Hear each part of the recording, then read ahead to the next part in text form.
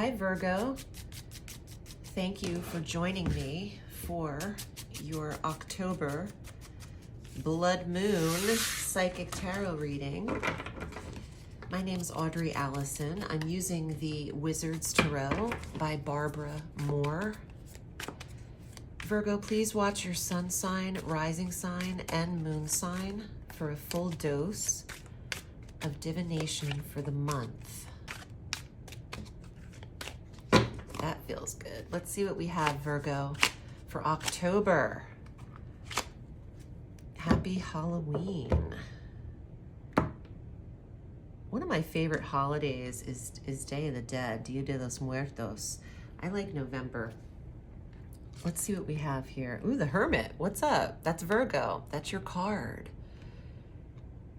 He's reflective. He's going inward. The card of retreat, study. The Hermit can be communicated with. He leaves the light on. Yeah, he leaves his light on. I wanted to look up close to that. But he's not always available. He's in study, or he is in his own personal hibernation for a while. But it is the major arcana card of Virgo. Let's see what we have here. The Moon. More major arcanas. Another very reflective, emotional card. Today is the full blood moon in Aries at 14 degrees. Moon, psychic ability.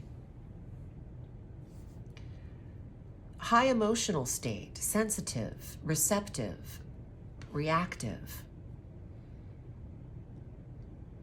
This is the card of Pisces in the Tarot. And that is the polar opposite sign of Virgo. Let's see what we have here. Wow.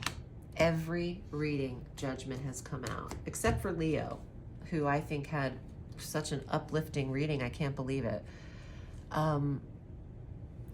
Ancestors, people who have passed, the remembrance and paying homage to family, relatives who isn't here any longer. October being the month of a lot of ancestral reminders and energy, when the veil from this plane to the astral plane is thinner around October 28th through November 3rd. That week is a very sensitive psychic week, and Virgo is picking up on that and might feel, you know, the need to go inward, retreat, not be as social in this time. Exactly, the High Priestess, another very quiet, inward card, and intuitive, the high intuition card, psychic ability, and communication with those who have passed. This is a very private time for Virgo. It feels as if this is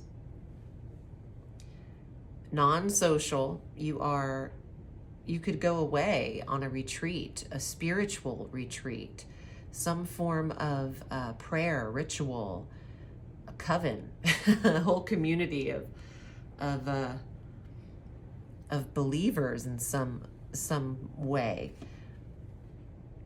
The moon is being open to emotional work.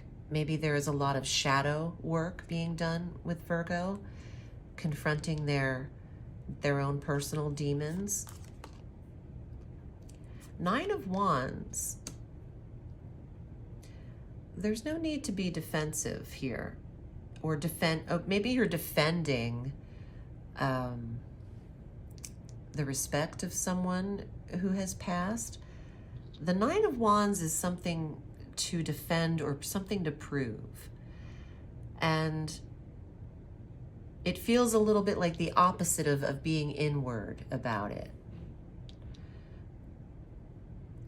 Nine of Wands does suggest taking action towards defending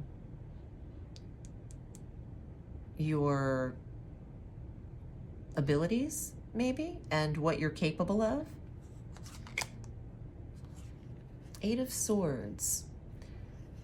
Where is Virgo limited?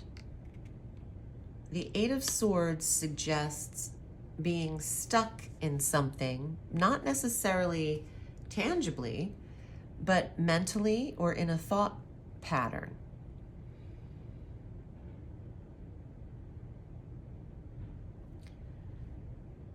If something is on hold or feeling stagnant because you can't think it through, or you're stuck in a rut in some way, take action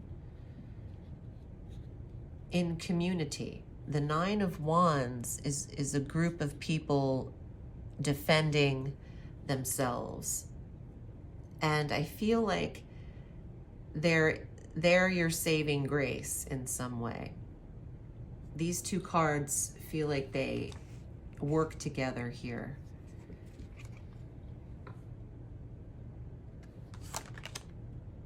Wheel of Fortune, another major arcana. So 1, 2, 3, 4, 5 major arcanas.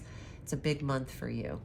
And Wheel of Fortune is saying, when the timing's right, this will happen. You will be unstuck in some way, in whatever way that is for you. This isn't the same thing for everybody.